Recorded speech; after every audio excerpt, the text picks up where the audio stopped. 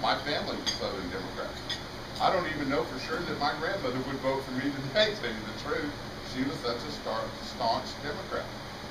But a lot of people are letting me know and showing me how they feel their party is leaving them, that they're not leaving the party. The Republicans are getting their hands slapped pretty hard too. I spent this weekend in Dallas at the Republican state convention. The Tea Party movement was very strong there, as was the 9/12 movement. And they let the Republicans know, you're not going back in there on any big spending. You know, we want lower taxes. We want our freedoms. We want our liberties. So a lot of people ask me, well, is the Tea Party a third party to go with? And that's not how I look at it at all. The way I look at the Tea Party, it's like a subway rail. It's the third rail, and it's going to energize one of the parties or the others, whichever is doing the best.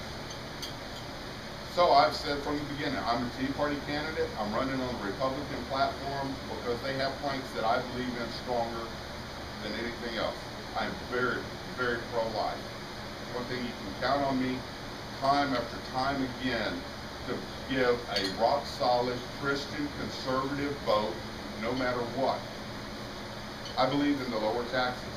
I believe in pro-life. I believe America is a Christian country, and we were founded on Christian principles, and that we need to go back that direction.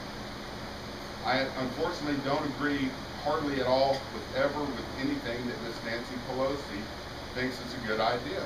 But unfortunately, right now, our district is voting with Nancy Pelosi over 90% of the time.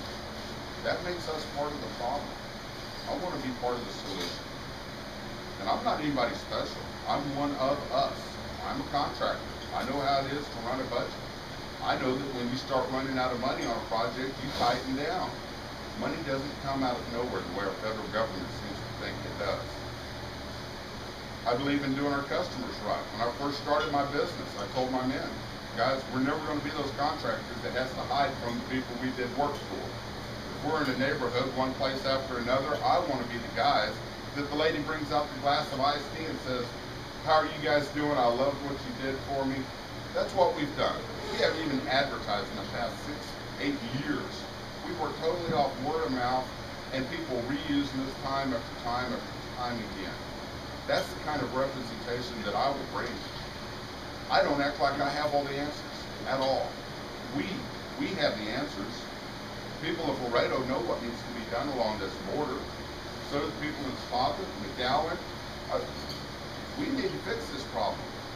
I've spoken to people down here that said that they are concerned about their families. That there's so many people coming from so many foreign countries through here, that there's weapons, there's drugs, there's human smuggling. Folks, Laredo has such an opportunity to be such a shining star. I mean, you're right here, you're the biggest inland port in the world, right? Or in this country, in the world. This should be a destination location. People should be flying in and out of here, driving in and out of here for a giant import-export location. I think that's what most people want. I mean, we want jobs. We want good paying jobs. People don't want entitlements. Nobody wants to be paid for doing nothing.